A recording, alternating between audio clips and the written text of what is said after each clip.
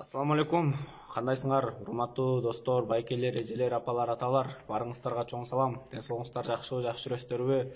Анан достор, кечиндеги эфирибиздин маани маңызы мындай болчу да, Абдил Сегизбаев тууралуу мен силерге чындыкта айтып берейин деп атайын эфир жасайын деп аткам. Мына бүгүн атайын ушул видео обращениямда сиздерге айтып берем Абдил Сегизбаев тууралуу.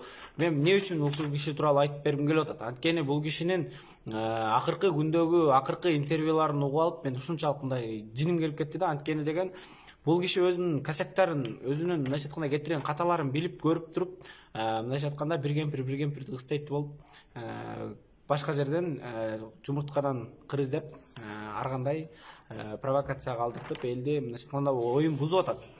Достор, эфирди видеону бөлүшөбүз, оюбузду жазабыз жана акырына чейин көрөбүз. Анда баштайлы туугандар. Туугандар, мен бул Абдил Сегизбаевди мен 2018-жылы аябай көп изилдегем. Ал кезде мен баягы аябай эле жаш болчумун, 17 жашта болчумун. Анан анткени мен жаш кезим дегени баягы жаш болуп көп нерсени мындай түшүнө элек кез болчумун, бирок окуп үйрөнүп жүргөм. Мен Абдил Сегизбаевди качан билип баштадым? Мен когда Садыр Жапаров камалганда, ошондо мен билгем. 2017-жылы мен анда Бишкек шаарында 2-курста окучумун, бир окуу жайлардын биринде. Абдил Сегизбаев деген убагында керек болсо Садыр Жапаровду камаган адамдардын бири. Ушул адамдын буйругу менен, ушул адамдын атайын айткан буйругу буйругунун негизинде Садыр Жапаровду чек арадан мыйзамсыз камап кетишкен, кармап кетишкен. Бул Абдил Сегизбаев тууралуу мен силерге азыр көп чындыкты айтып берем. Абдил Сегизбаевдин азыр элге чыгып алып кайсыл чындыкты айтып берип атканы мага кызык болуп атат да. Кайсыл чындыкты? Буга чейин керек болсо ыйык трибуна деп айтылып келет. Жогорку кеңеш деген эң чоң мындайча айтканда элиталар отурган жерге барып, лапшаны илип, керек болсо президентке чейин калп маалыматты, калп документтап кирип, мындайча айтканда элге чыгарып ийген да, коомдук телеберүү корпорациясы аркылуу элге таратып жиберген. Ал кайсыл маалымат, кайсыл неме десеңиздер, бул Билизгейттен келген Мегаком тууралуу, Мегакомго тиешелүү акциялар тууралуу тастык документ болуп эсептелет. Ал документти Билизгейттеги эмелер, атайын өкүлдөр бул нерсени тастыктаган жок. До сих пор тастыктай элек. Мына 2020-жыл болду мына. Билгениңиздердей эле. Туугандар, бул Билизгейт боюнча кандай десем, бул жерде атайын саясий куугунтуктар, саясий репрессиялар болгон. Бул тууралуу силер билесиңер, көптөгөн саясат чиновниктер, ошол эле Текебаевдер камалып кетишкен. Бирок бул жерде айтылып атат. Мен Абдил Сегизбаев тууралуу мындай деп айтылып атат.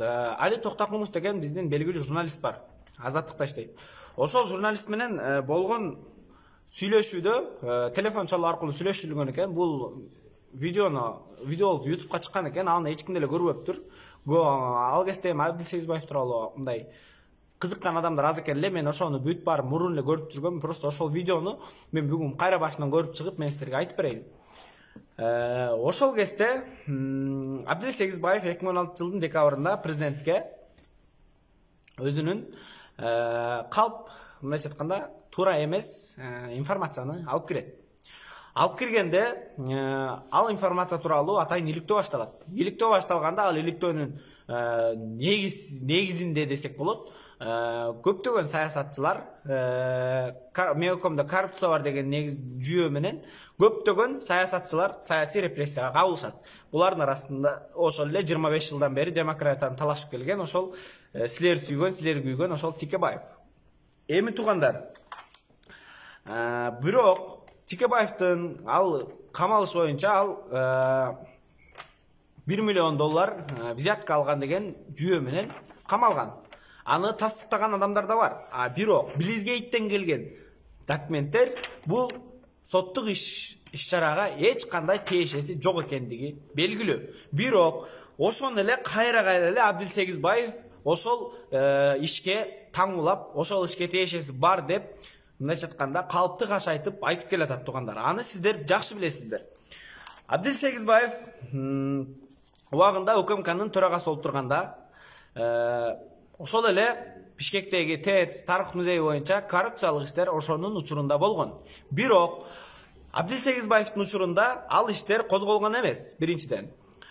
Когда Абдил Сегизбаев жумуштан кеткенде, качан гана Абдил Сегизбаев жумуштан кеткенден кийин, аны 2018-жылы то есть Сооронбай Жээнбеков жумуштан алгандан кийин гана бул иштердин бети ачылып отурат.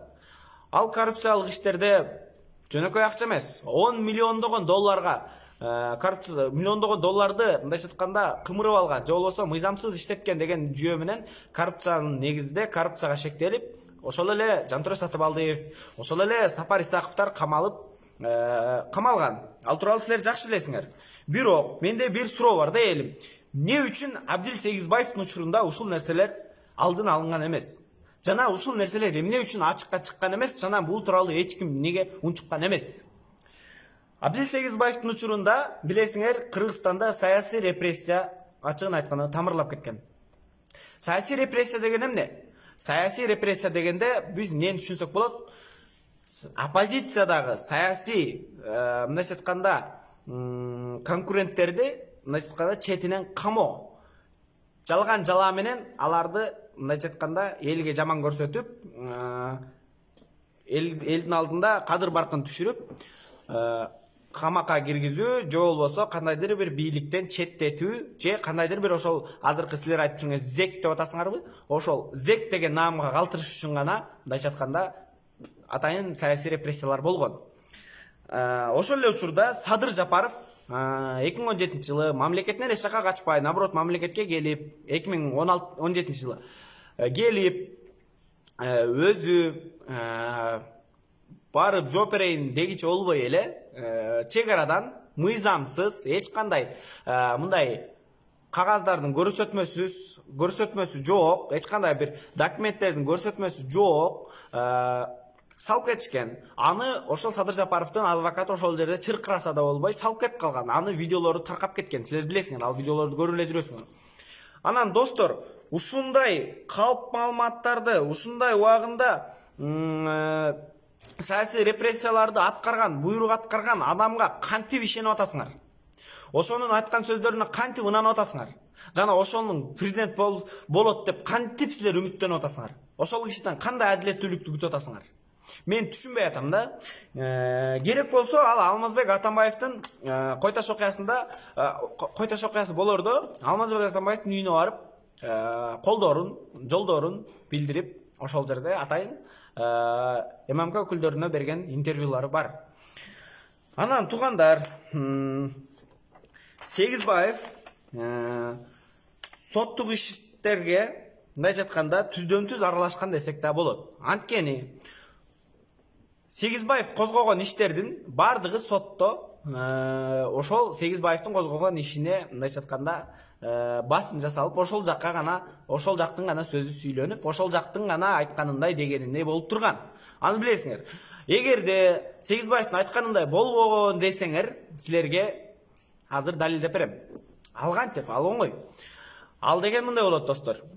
Сегизбаевдин учурунда ошондой саясий репрессиялар болуп турганда Садыр Жапаров, Өмүрбек Текебаев, ошол эле ошол учурда көптөгөн фальшивый документтер менен, туура эмес көрсөтмөлөр менен, мындайча айтканда ушак менен камалган адамдар көп болгонда, а соттук отурумдарда болсо, атайын соттук отурумдарды жылдырып, эптеп эле ошол кишини сотто кармап олтуруп, эч кандай далилдерсиз, жүйөсүз эле мындайча айтканда камап жиберген. Эгерде ошол кезде чындык болсо, ошондо соттор адилеттүү сот болсо, ошол кезде чыгарып коймок. Анткени ал жерде эч кандай Садыр Жапаровдун күнөөсү жок болчу. Текебаевдики, конечно, доказательствосы менен, бирок Садыр Жапаровдун күнөөсү жок болчу. Садыр Жапаровдун күнөөсүн эч ким далилдей алган эмес. Далилдер жетишсиз болгон. Ысык Көл облусунун ыйгарым укуктуу өкүлүн мындайча айтканда барымтага алды деп ушундай жүйө менен камашканда, барымтага алуу боюнча ушуну мындайча айтканда буйрук болгон, ушуну мындайча айтканда уюштурган депчи. Эмилбек Каптагаевдичи. Эмилбек Каптагаев өзү айтып атат. Садыр Жапаровдун бул жерде күнөөсү жок. Садыр Жапаровдун эмес, бул эл өзү эме кылды депчи. Ошол жерден ошол Эмилбек Каптагаевдин көрсөтмөсүнөн кийин дагы ошол ишке эле байлап туруп Садыр Жапаровду камап салган. Аны сиздер менен биз жакшы эле билебиз. Абдил Сегизбаев ачыгын айтканда эч кандай эч кандай мындайча айтканда кыргыз элине пайда келтирчү адам эмес. Анын буга чейинки Блицгейт, Юпигейт, ошол эле саясий репрессияларды көрүп билип туруп, силер кантип ал кишиге ишенип атасыңар? Акыркы интервьюларын көрсөң, тим эле сүттөн ак киши. Ага окшогон адамдарды мындайча айтканда Кыргызстандын келечегине жол салганы, мындайча айтканда жолчу кылып да албаш керек. Кыргызстандын келечеги даңгыр буйруса, ушуга окшогон бузукулар, ушуга окшогон буйрук аткаргандар, ушуга окшогон эки сүйлөгөн, калп сүйлөгөн, жөнөкөй элде эмес, бүтүндөй Кыргызстанды алдаган бул Абдил Сегизбаевдин колунан бир жакшылык келбейт, туугандар. Жакшылык келбейт. Анан бүгүн достор, конференция болуптур кече. Кече конференция болуптур. Адахан Кимсанбаевич, ошол эле Канат Исаев, Бектур Асанов жана башкалар барып алып БШКдан Садыр Жапаровдун талапкерлигин четтетүүнү, президенттик шайлоодон четтетүүнү мындайча талап кылышыптыр. Эми менде бир ушундай бир ой бар да, туугандар. Булардын талап кылгандай канчалык мыйзамдуу укугу бар? Канчалык мыйзамдуу укугу бар? Жана Садыр Жапаров бардыгын мыйзам чегинде кылганын биз көз көрүнө көрүп турабыз. Ал азыр премьер-министр эмес, президент эмес, спикер эмес, эч кандай должностун мындайча айтканда ээлеп отурган жери жок, эч кандай кызматты. Жөнөкөй жаран катары президенттик шайлоого аттанып атат. Анан булар айтып атат, ИО болуп туруп президенттик шайлоого катышкан укугу жок деп. Анда бизде эмне? Эки президент, эки премьер-министр пайда болуп калды беле эмне? Азыр президент башка, премьер-министр башка. Ошондо Садыр Жапаров причем тут бул жерде мындай аралашыш керек да. Ушун айынан причем тут Садыр Жапаров мындайча айтканда шайлоодон четтеп калыш керек. Садыр Жапаров эч кандай шайлоодон четтебейт, четтете албайсыңар. Анткени бул мыйзамдуу укук. Силер мыйзамды билбесеңер окуп чыккыла. Конституциялык закон жана конституция деген бул эки бөлүнөт. Силер билесиңер. Ушу айырмасына баргыла. Конституциялык закондо так жазылып турат. Конституцияда да жазылып турат. Окуп чыккыла эгер мага ишенбесеңер. Анан Канат Исаевдин сөзүнө мен таң калып атам да. Канат Исаев айтып атат, ГКМБга өзүнүн досун коюп алды депчи. Анда сизди койсун. Сиз иштей аласызбы Камчыбек Ташиевдей болуп? Азыркы учурда иштегенине болгону 2 ай болгон Камчыбек Ташиев менен 3 жыл иштеген убагында Абдил Сегизбаев менен экөөнүн айырмасын билесиңер да, силер кандай чоң экенин. Абдил Сегизбаев 3 жыл иштеп кыла албаган ишти Камчыбек Ташиев 2 айда гана кылып жетишип койду десек болот. Экөөнүн айырмасы абдан чоң болуп атат. Эми ГКМБга иштей турган адамдар келиш керек да. Ал жер улуттук коопсуздук комитети дейт. УКМК. Улуттун коопсуздугун карай турган жер да ал жер. Абдил Сегизбаевге окшогондор келсе, ал улуттун кызыкчылыгын эмес, бир мындайча айтканда адамдын саясий куралы болуп, саясий буйрукту аткарып, саясий кызыкчылыкты коргогон адамдар келбеди убагында. Ошондой болуп калат. Камчыбек Ташиев азыр эмне кылып атат? Силер көрүп атасыңар. Канчалаган коррупционерлерди кармап атат. Силер айтып атасыңар, аны жөн эле мындай шоу депчи. Жок, туугандар. Шоу деген башкача болот. Шоу деген башкача болот. Бизде эмне болуп атат азыр? Саясий репрессия болуп атат? Жок. Эмне болуп атат? Бюджетке аз да болсо көптөй болуп, акчалар түшүп атат сейтинен. Буга чейин бир дагы коррупционер кусту беле? Кусту беле? Силер мага айтып бергилечи. Кус элек. Кусат дегенде силер тура эмес түшүнбөгүлө. Мындайча айтканда мамлекетке кайтарып бердиби? Бере элек. Эч ким бере элек. Мына көрүп атасыңар. Сооронбай Жээнбеков 3 жыл иштеп, азыркы Садыр Жапаров 30 күн иштегендеги убакыттагыдай эч ким эч кандай акча төктүргөн эмес. 30 күндүн ичинде бул мындайча айтканда рекордтук көрсөткүч десек болот. Бул жерде эми ушул маалыматтар тууралуу мен силерге айтып атсам, силер муну агитация деп ойлоп калбагыла. Просто мен калыстык сөзүмдү айтып атам силерге. Силер дагы билип жүргүлө, буга окшогон көпөстөр Кыргызстандын келечегин оңомоктурсун, жоготот. Рыскелди Чыныбекович дагы бүгүн чыгып алып, ар нерсени кыйкырыптыр трибунаданчы, жогорку кеңештен. Эми туугандар, эшекке бот кийгизсең деле эшек бойдон калат да. Эшекке бот кийгизсең деле эшек бойдон калат да. Биз булардын анык жүзүн баягы күнү Атамбаев болуп площадка келгенде көрдүк ка анык жүзүн булардын. Анык жүзүн көрүп, билип туруп, анан ушундай нерселерди кантип анан ишенесиңер? Ушул адамдарга кантип анан ишеничиңер пайда болот? Булар ошол көрө албас ички үйдүүлүк менен алыска барбайт. Эшекке ботс кийгизсең эшек бойдон калат дегендей, буларга канчалык сын айтсаң деле, жакшылык кылса деле, президент болсо деле, премьер-министр болсо деле, буларың оңолбойт. Булар оңолбойт. Оңолсо эмгиче оңолуп кетмек. Оңоло турган адам башкача болот. Булар оңолоюн деген түр эмес, жоголоюн деген түрү пайда болуп калыптыр булардачы. Туугандар, силерге эми жыйынтыктоо сөзүм ушул болсун. Ишенбегиле, так маалымат укмайынча ишенбегиле, ар кандай провокационный маалыматтар чыгып атат. Мен бүгүнкү обращением эч кандай агитацияга мындай чыккан дал келбейт. Агитация эмес, чымындан пил жасабагыла туугандар, сураныч. Силердин итак эле кечеги кылган кылыктарыңар мага мындай болду. Чын. Силер канчалык мени коркутуп, угрожение кылган сайын, угрожать эткен сайын, мен ошончалык чыгып эфирден сүйлөй берем. Андан дагы көп нерселерди айтам. Анткени менде информация полно. Мен болгон мендеги информацияларды элге айтып бүтпөйүнчө, элге жеткирмейинче мен эч качан токтобойм. Мен буга окшогон көпөстөрдүн бетин силерге сөзсүз ачып берем туугандар. Абдил Сегизбаев калпычы, жалган айткан, эки сүйлөгөн. Эч качан ишенбегиле туугандар. Чын тим эле кыйын киши болуп, интервьюларын уксаң тим эле аппакта сүттөн таза. Ишенбегиле туугандар. Чындыкты уккуңар келсе. Мына эфирди көргүлө. Видеону таратып койгула бардыгына. Айтып атам, эшекке ботс кийгизсең дагы, эшек бойдон калат. Ботс кийгизсең дагы, кроссовки кийгизсең дагы ошо эшек бойдон калат.